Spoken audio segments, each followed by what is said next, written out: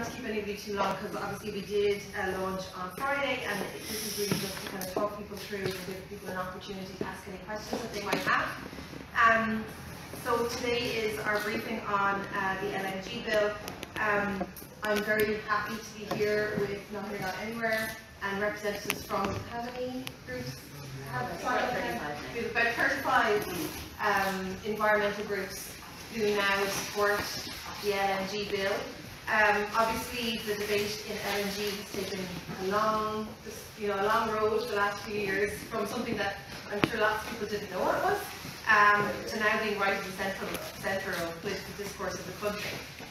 We have seen LNG bills proposed in the past, and we have had Attorney General advice that a legislative ban is not possible because Ireland is bound by European Union treaties on energy. So this bill looks to take another legal approach, which is specifically to ban the infrastructure around LNG rather than the material itself. And we believe that it's worth talking about that as a legal avenue. It is worth, and I'm going to hand over to Not Here Not Anywhere in a second, but it's worth outlining the fact that this bill will be completely in line with government policy. In April 2020, our coalition partners and ourselves agreed that we have to move towards carbon neutrality, and building large-scale fossil fuel infrastructure such as liquid gas terminals simply doesn't make sense anymore. And really the phase that we're into now is a discussion around how best to implement that as a goal and how to ensure that we do that from this government to the next government to the next. So I'm very hopeful that this bill will be able to progress, and I'm now going to hand over to Not Here Not Anywhere, who in fairness have done a huge amount of work in this area and have been absolutely brilliant and innovative in thinking about this particular issue. So I'm going to hand over to Not Here Not Anywhere. And Aileen. Great, brilliant. Thanks, Nasa. Yes, so like Nasa said, I am Aileen, and I'm going to give you a few slides. I'm going to talk for about 10 minutes, but I'll be, a good 7 minutes getting the tech sorted. But yeah, I'm going to talk for about 10 minutes. I'm part of Not Here Not Anywhere, as are Dylan and Brian over here. We're a grassroots campaign group, and we are part of, like Nasa said, the 35 and growing and counting groups that are that want to support the campaign to keep Ireland LNG free. So I'm going to kind of very briefly take you through. I kind of want to give you a sense of the scale of this thing. How many LNG terminals we're talking about in Ireland, what the company plans are, the impact on communities. So I'll talk about that briefly first, and then I want to kind of get into some of a bit of myth busting, if you like, because we have these postcards at the end of the benches there about there are these sort of myths around LNG being, a transition fuel. It's supported for the energy transition. It's, we need it because if the Russians turn off the tap and all this. And I'm going to explain why. I'm going to bust those myths and explain why LNG is not part of the energy transition. And then we have a little ask at the end. We've got a pledge that we're getting TVs and senators to sign, and I'll take you through that at the end. So, like I said, this is just a sample of some of the groups that are supporting the campaign. So you can see it's a global campaign against LNG terminals and large fossil fuel infrastructure in general. And so Ireland, obviously, at the moment we have no LNG terminals. I'm just going to say that way. But these are the plans. So there are fossil fuel companies who are planning to develop 4 terminals. So we have Shannon LNG in Kerry is something a lot of people will be familiar with, and then we also have, and it's New Fortress Energy, an American company, so the plans for that are most advanced. And then there are 3 terminals planned by a company called Predator LNG for Cork, Mayo and Louth, and they also have gas storage facilities associated with those. So I'm going to do a bit of Instagram versus reality. So this is what fossil fuel companies sort of suggest that LNG terminals will look like. So this is New Fortress Energy's design for Shannon LNG. So they're saying this is what the infrastructure is like. They've even structured, fossil fuel companies are brilliant at this. They've structured it to show how small the ship looks out in the bay. And this is reality. So this is what LNG floating regasification and storage units, or floating LNG terminals look like. This is what you'd be looking at being moored on the Irish coast. So they're big, they're dirty, and they're also dangerous. So there are safety risks for people, there are health risks for communities, and there are also environmental risks. So this is an example of what can go wrong. This is an LNG Pool Fire. So this is an experiment. The industry does these experiments to sort of assess the damage that these terminals could do. So this is an example of a vapor cloud that has caused this pool fire. So yeah, so the message is that this is big, dirty infrastructure with these significant risks for communities, and the benefits don't match the risks. So there are jobs with LNG terminals, but at most it's around between 50 and 100, and it's obviously there are far more jobs, as we all know, in renewable energy and the energy transition. And some places are starting to ban this infrastructure. So in several states in the US, they've banned fossil fuel infrastructure at county level. So it's always communities who are kind of standing up and saying, no, we don't want any more. So that's kind of what we're dealing with when we talk about we want to keep Ireland LNG free. I want to move on to some of the myths around LNG and why it's not a part of, shouldn't be a part of the energy transition. So we know that we have this big transition to safer and more secure energy that we need to make fast because of the climate impact, and we know it needs to be at scale, and it's a big challenge. And there's been a lot of, obviously everyone is talking about Russia and the Ukraine now, Russian gas. They're talking about we need gas to kind of support the energy transition, and we need to and LNG has kind of been put forward as a solution. But it's absolutely the opposite of what we want for the energy transition. It's actually counterproductive.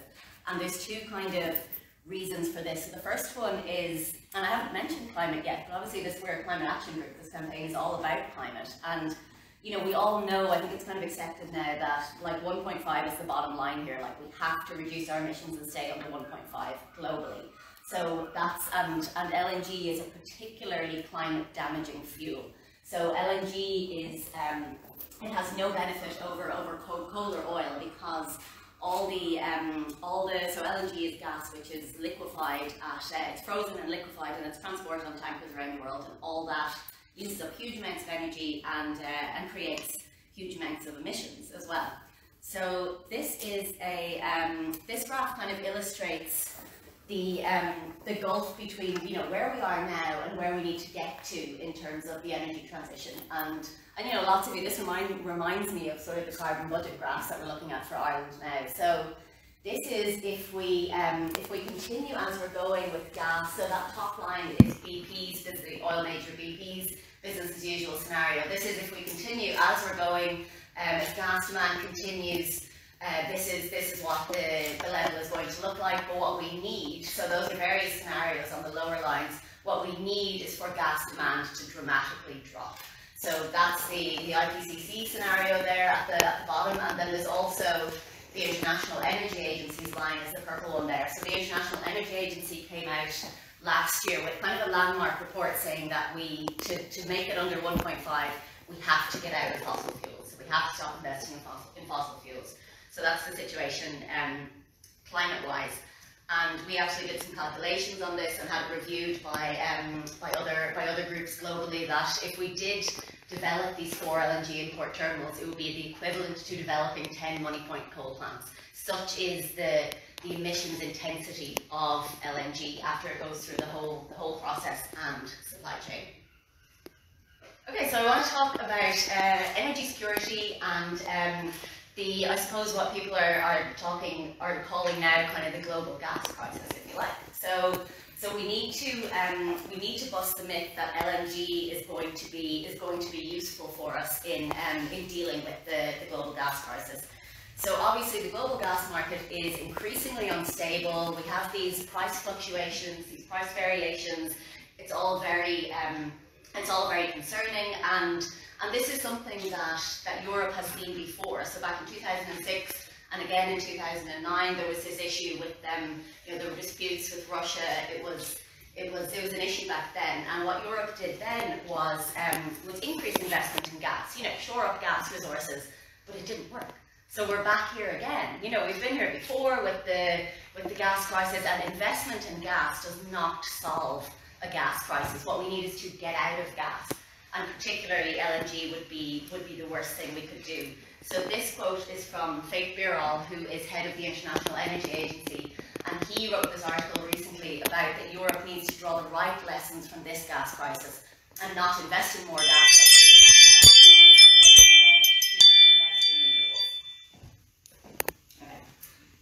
there's also, so another argument or another myth is that these, like infrastructure, gas infrastructure, like LNG terminals, can be used for green gas, which is a misnomer. Green gas is a term from the industry, but that can be used for green gas, hydrogen, biomethane. But this infrastructure can kind of can transition to burning those gases instead. So this isn't an argument for LNG at all. So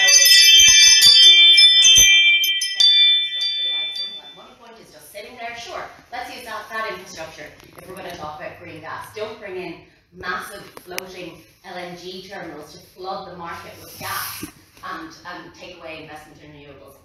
And even the industry itself is recognising, so Infrastrata is recognising that LNG is not a good investment. So Infrastrata, who are a big infrastructure company, this is a quote from last year when they pulled out of an FRSU project in the UK because there is no longer a business case. So this kind of infrastructure, it's the infrastructure of the past. It's not the way the market is going. It's not the way that the energy future is going. And like Japan is starting to get out of LNG. They were the largest LNG importer in the world for years, but now they've realised that to meet their climate targets, they have to stop importing LNG. So they're ahead of the game in this one, and that's who we want to be as well. We want to be one of those countries who are ahead of the game as well. Okay, so finally, I want to briefly talk about the future, I guess, and Ireland's role in the energy future.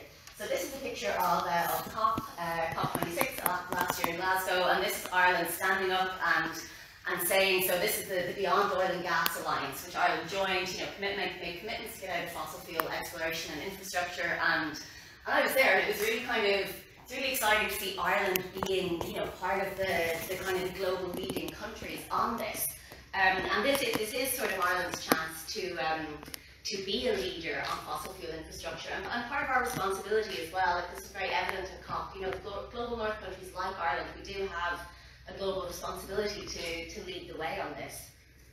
And it's also the way, I mentioned it's the way that the market is going, but also there are amazing opportunities in the infrastructure of the future compared to this dirty infrastructure of the past that we have to get away from. So this is just an example.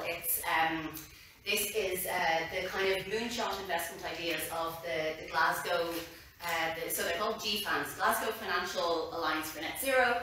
So it's basically the world's largest financial institutions committing to spending the $4 trillion that's required for the energy transition. And when you look at those, they have 17 of those. I've just put 9 up there. But when you look at those kind of those ideas and opportunities, gas isn't in there. There isn't a future for oil and gas. There's a future for all these new exciting investments. And Ireland needs to be part of that, part of the solution, part of the low carbon energy future, and not lock ourselves into old dirty infrastructure of the past. So that's essentially it from me. This is our ask. We have an LNG pledge for politicians. It's to support the campaign. You can go on our website, lngfree.ie, to learn more about it, and all the details are also in that little postcard there. And yeah, we'd be happy to take questions. Myself and Brian Dillon are here for any questions that you like.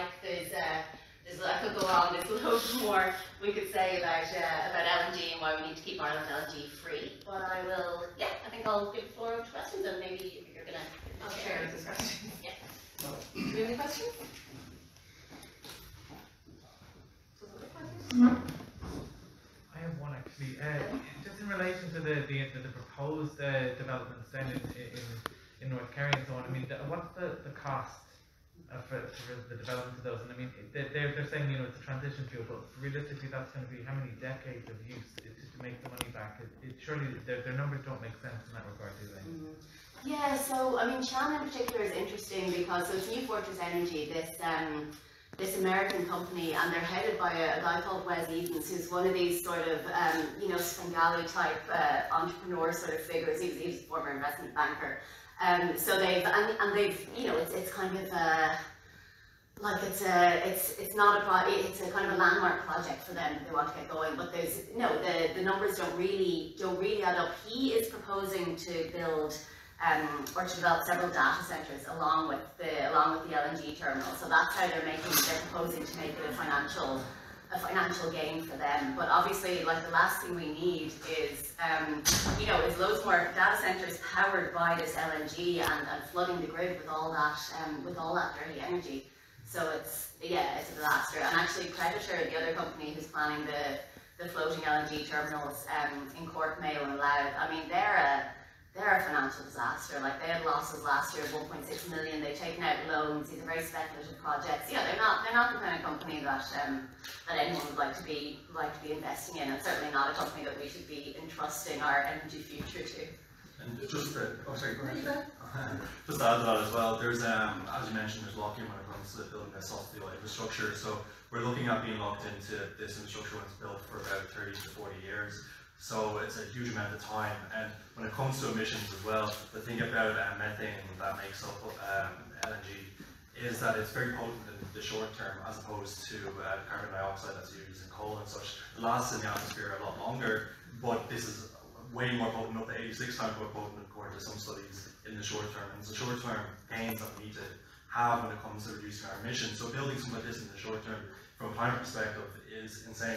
It literally is insane. It doesn't make sense to build this from a lot of different reasons. And financially, as you were saying, the one in Shannon itself is 650 million, I believe, is the cost that we're saying that would take to build it there.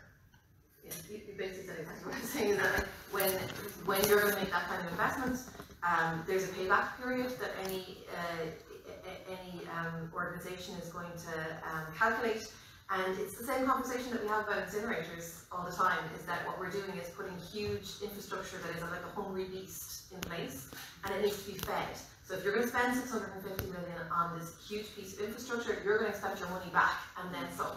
So that is, in effect, going to lock us in for decades and decades, paying back so that these private companies can profit while, you know, making communities in Ireland quite unsafe, and that's before we get to the other communities around the world that are going to be impacted by fracked gas and shale gas, which will be coming into these terminals. Any other questions? Just the claim that 4 terminals would be the same as 10 money points. It's quite powerful. Is that your own research? Is that available, or? Yeah, we can publish the figures after this if you like. It's available on the website. But yeah, essentially, as Aidy mentioned, so while gas is seen as burning cleaner than coal or oil, if you just look at the combustion, obviously you have to account for the life cycle emissions. Leakage is obviously a huge issue with methane. As Dáil mentioned, methane is 86 times more potent in the atmosphere than carbon dioxide. So yeah, there are huge volumes of gas being proposed to be brought into these terminals. Like Ireland uses about 6 billion cubic meters per year. Shannon alone will bring in 8.2 billion, and the Predator site is bringing in another 12. So it's way more gas than Ireland even uses. Like, this isn't for our energy security. This is essentially an access point for the US energy market into Europe. But yeah, and the point on leakage as well, it's worth noting that Forbes quoted that every year the oil and gas industry globally loses $30 billion to leakage. So like 30 billion is an enormous amount. If they could stop that, they would stop it. They can't stop it. Leakage is inherent to a gas system. Yeah. Anyone else? Who has the final say, like final sign off on? That's a magic question.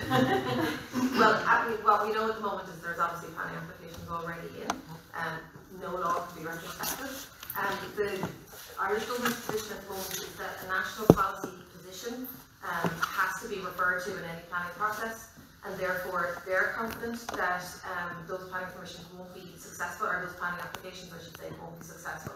Now, I have to say, I think part of the reason that this bill has been progressed is because we are dealing with companies that are incredibly aggressive in trying to satisfy their investors and their own profits. And so they're constantly trying to sidestep and subvert national policy. So I'm hoping the policy position at the moment is the correct one. But I think it is worth furthering a debate around what's the best way to implement this, and really that's what this bill is meant to be doing. So ultimately, the arbiter of this is Upper Penala and any planning authority that is relevant. But national policy does interplay there, and the question is, should it be policy or should it be legislation? And I think we think that it should be legislation. Okay? Anyone else? Alright, that's it. So I just want to finish by saying thank you so much, because it's so incredible to be able to invite activists in and try and further our bill for them. And it was so brilliant to get so many groups supporting the bill, but the level of work that Not Here, Not Anywhere have put into this, I cannot overstate it. I've just been along for the ride, and they're incredible, so thank you very much to Not Here.